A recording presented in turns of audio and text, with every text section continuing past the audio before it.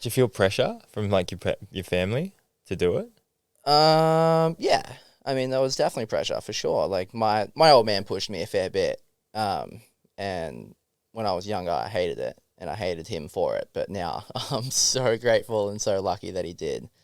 Um, because I kind of refound my love for the sport later in life, Mm. and I feel like that's been a big reason why I've been going overseas for close to 15 years now already. Um, so I'm very grateful that everyone stuck with me.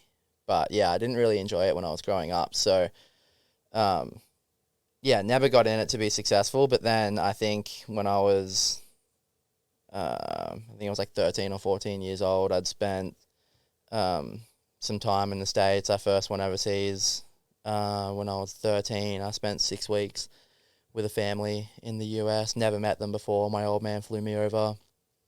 That's so heavy Pretty, for a 13-year-old, bro. You're like, all right, going to America, new family.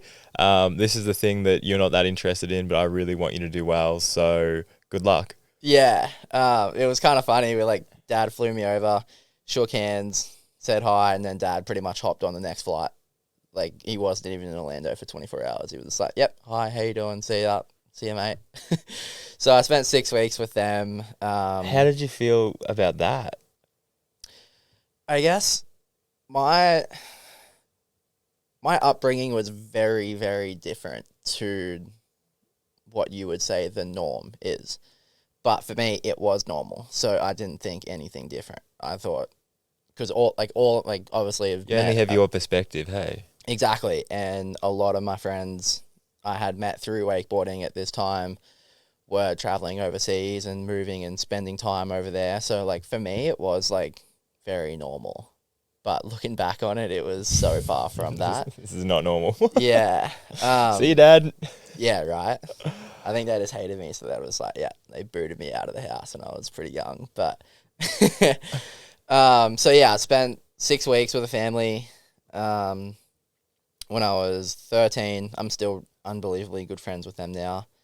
And then I think it was the following year when I was 14, and I spent 3 months in the States when I was 14, and I think I was at that age where I was like, okay, this probably isn't normal, and if I have this opportunity, I'm gonna give it the best shot I can. So I think it was like, I mean, there was never like a defining moment where I was like, all right, I'm gonna try and make this work, but reflecting back on it now, it was probably around that time where I was like, okay. Do you think as well the separation from your dad, and I'm not sure if your mum was pushing you or the rest of your family, but do you think the separation from your dad was almost a good thing as well?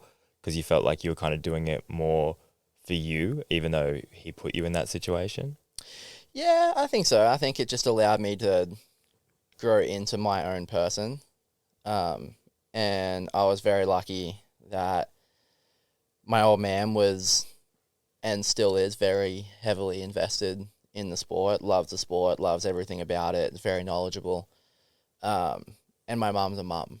She has no idea about the sport. She obviously knows that I wakeboard and knows Go, that I live a honey. pretty I'm proud crazy of life, you. but she has like zero idea of anything industry wise. So um, Because it's I such a was fine line between pushing your kid into a sport and pushing them out of it. I was definitely on the verge of being pushed out of it, but I'm a big believer in like you can't become successful without being pushed into the uncomfortable. And I see a lot of young families now, they're like very hesitant to try and push their kids and stuff. I'm like, dude, rip in. Mm. Like rip in. There's only one way to become successful. Kid has to be pushed. You get those once in a generation talents that, one, they're very talented, two, they have great work ethic, but three, it comes from internally, it comes from them. But my belief is that a lot of the time, if all these high successful athletes have to be pushed. Mm. I talked with a sports psychologist and we were talking about this whole idea of parents pushing. It's like best case scenario, if you want to push your kid, get them a wakeboard coach, get them someone that isn't you. Like support them, help them.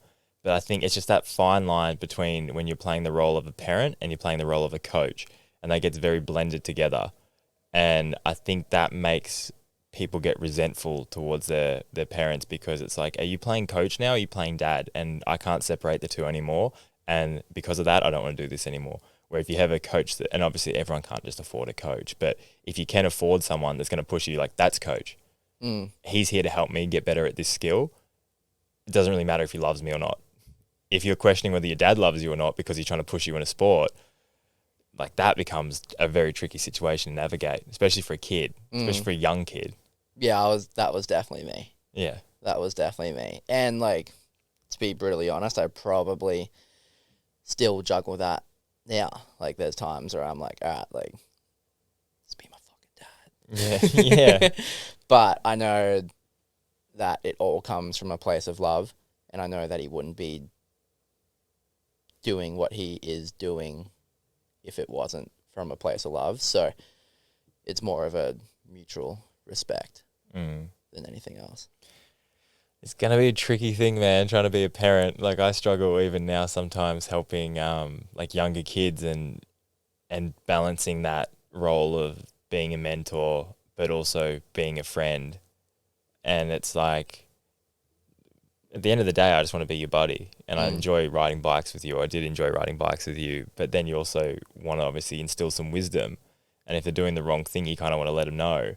But then it comes into that point where I'm like, I'm just a friend of yours. And you don't want to be too harsh, especially you saying like on young kids. But you also know the impact it could have on them if you do help them or do say, hey, this isn't the right thing. Do this. Go this direction. And I guess, did you feel that even with, I just had Thomas on the podcast recently, and Tommy.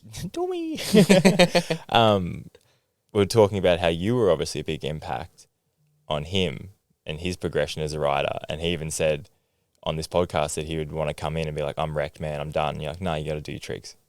And you would kind of like force him to go out and finish it. And he said afterwards, like, I'm so glad he was there to push me and do that because I wouldn't have done it otherwise. But then it's like, then you're playing that mentor and friend role as well. So it's like, you've had to learn from obviously your dad and then implement it in a different way as a friend. Obviously father's different, but it's still, how is that like navigating that as a friend and a mentor? Yeah, I think you kind of hit it on the head perfectly there. I learnt what I thought was the right way to go around it, and I learnt what I